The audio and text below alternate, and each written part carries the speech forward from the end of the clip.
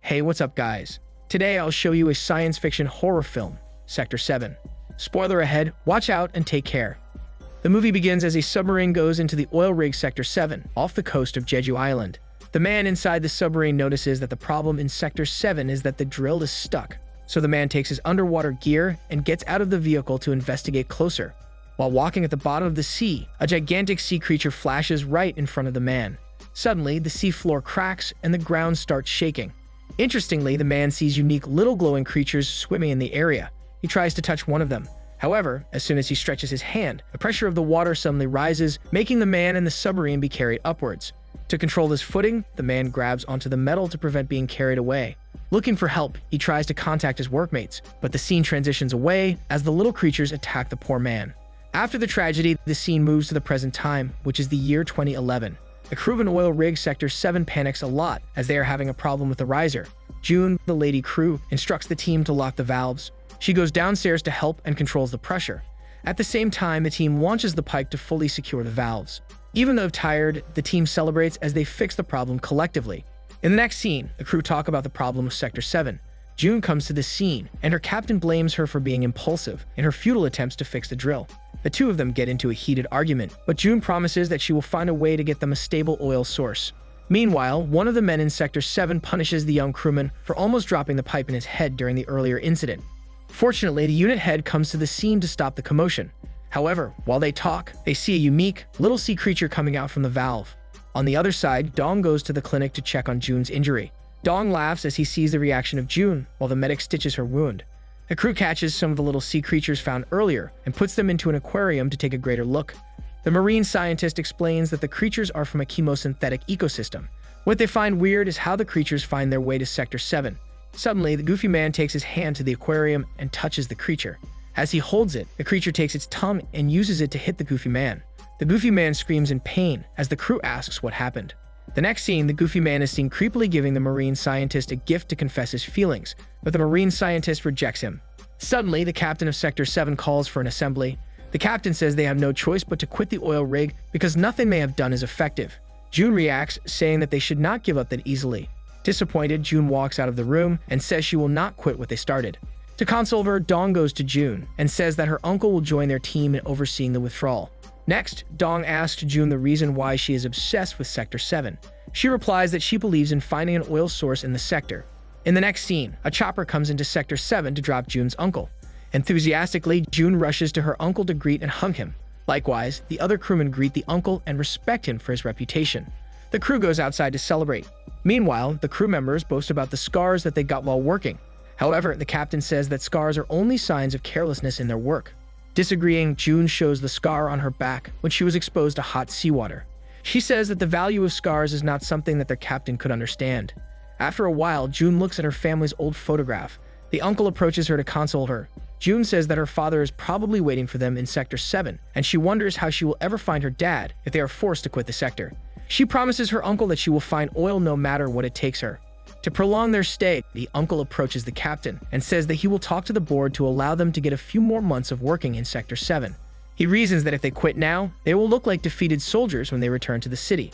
Also, he persuades the captain by saying that he will get all the credit if they find oil. However, the uncle also says that he will take all the blame if something wrong happens. The next day, the uncle gives a needed motivational speech to the crew to boost their morale in finding oil. 3 months later, June and one of the crew take their gear and dive into the sea to check underneath Sector 7. After a while, June notices damage to the metal, and she immediately starts fixing it. However, something bad happens. The rope carrying June's crewmate malfunctions, and the poor crewmate slowly falls into the deep sea. Dong and the other crewmen try their best to pull the rope, but the pressure is too strong, which causes the rope to break.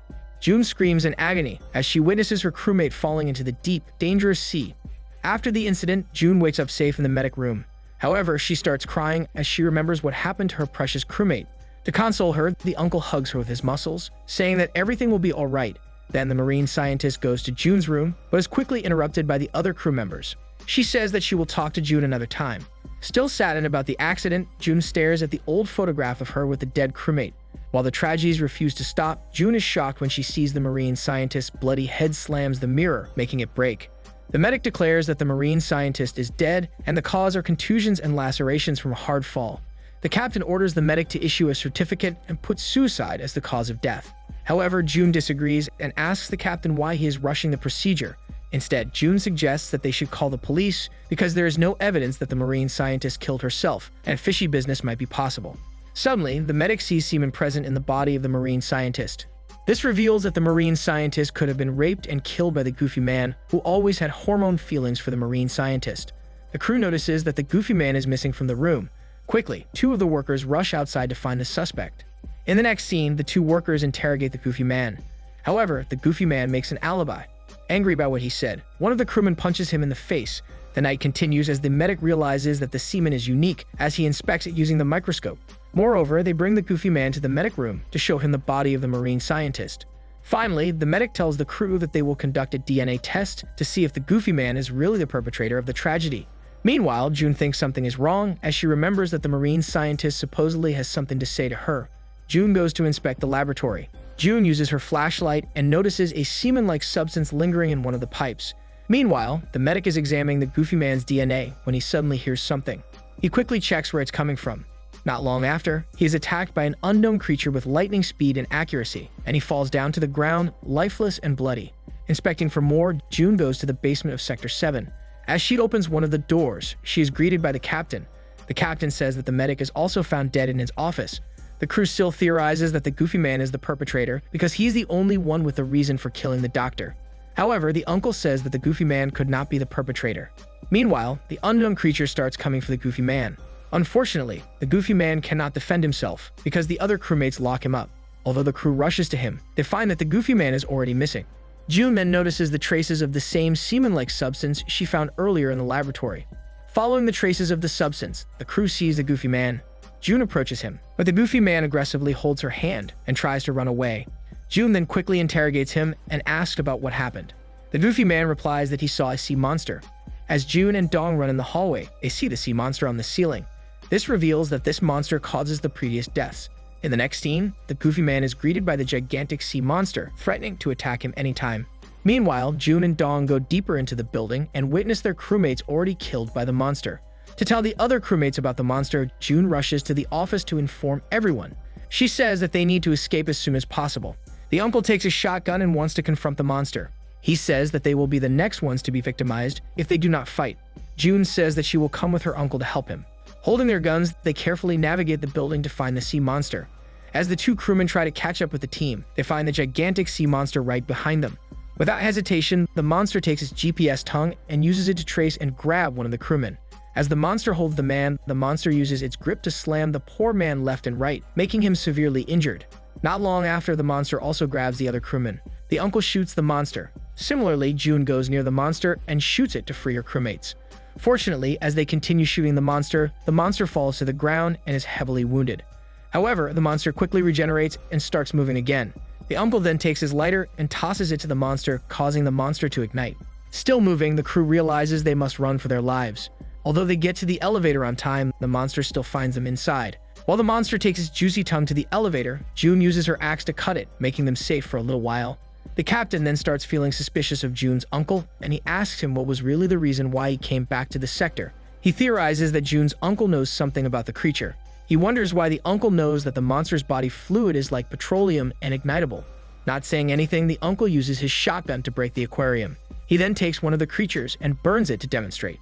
Finally, he confides that he knows something, explaining that fire could ignite the creatures for 24 hours. He also confides that 2 decades ago, they made an amazing discovery that the body fluid of these creatures could be an alternative to oil as a fuel source. After all this time, the uncle is breeding the creatures for them to use as a new fuel source, but one of them escapes and haunts them. The next scene also reveals that the marine scientist discovers about the creatures and disagrees with the idea. The heated argument between the uncle and the marine scientist was the real reason why the marine scientist accidentally falls down and dies. Angry, June feels betrayed by her own uncle. Suddenly, the monster makes its way to the crew. While the crew runs for their shitty lives, the uncle is already grabbed by the monster. As the monster slams him, he takes a medicine bottle and throws it at the monster. Fortunately, the monster lets go of his leg. Meanwhile, June volunteers herself to restore the power of Sector 7. Unfortunately, as she goes to the basement, she sees that all of their stuff is covered with a slimy-like substance. Luckily, she finds the generator and successfully restores the building's power. Suddenly, the monster finds its way to the captain and the other crew member. The captain abandons the two crewmen as the crew runs for their lives. Because of it, the monster grabs one crewman and mauls him to death. However, the monster is not done yet when it uses its spear-like tongue to jab the other man's skull, killing him also. To save himself, the selfish captain takes the submarine to escape. However, it quickly backfires when he is attacked by the monster underwater. Only 3 survivors are left. Going crazy, the uncle triggers the self-destruction of Sector 7. June tries to stop it, but only the captain knows how to. Meanwhile, the uncle is on the landing pad and shoots a signal fire into the air to look for help, while he lures the monster into him. When the monster goes near him, the brave uncle uses his flamethrower to burn the creature, but it is not really effective. Eventually, as the monster holds him, the uncle takes his lighter to ignite the monster, but because of the body fluid, he also burns and kills himself in the process. Moreover, the burning monster grabs Dong and pulls him towards the seawater. Luckily, Dong manages to cling to the rope. June uses her motorcycle to pull her friend back to the surface. However, the monster crawls back to the building and hits Dong. Dong tries to distract the monster for June to escape, but she refuses to run. As a result, the monster throws the poor man in the air and mauls him while airborne. June is shocked when she realizes that she is the only survivor left. Trying to outmaneuver the monster, she uses her motorcycle for mobility. Luckily, she finds her way to a narrow pathway to delay the monster from chasing her. While the monster is stuck, June slides her motorcycle towards the monster to create a massive explosion. However, the monster seems to be invulnerable as it starts crawling again. Hiding in the building, June plans to use the drill to drop it towards the monster. To misdirect it, June opens the gate and lures the monster inside to lock it up. However, it is not effective as the monster jumps from above and breaks everything. June fights as she takes her axe to hit its monstrous face. June uses the rope to pull herself up. Then, avoiding the monster's attack, she swings on the rope to gather force and clings to the nearest pipe. June plans to lure the monster toward the drilling area to smash it. With perfect timing, she launches the drill, but the monster still manages to hold her leg. Slowly, she climbs towards the remote, but the monster keeps on pulling her. Luckily, her arm manages to hit the button, and she successfully triggers the drill. The monster screams in pain as the machine slashes the monster's flesh, making it die. Moreover, Sector 7 starts self-destructing, and June takes her motorcycle again to escape the explosions. June drives towards the open sea, and a chopper rescues her on the platform. The scene slowly fades away as June stares at the destroyed Sector 7. In the end, June cries as she reads the writings of her fallen comrades underneath the oil rig. This is Daniel CC Movie Channel. Stay safe and enjoy your day.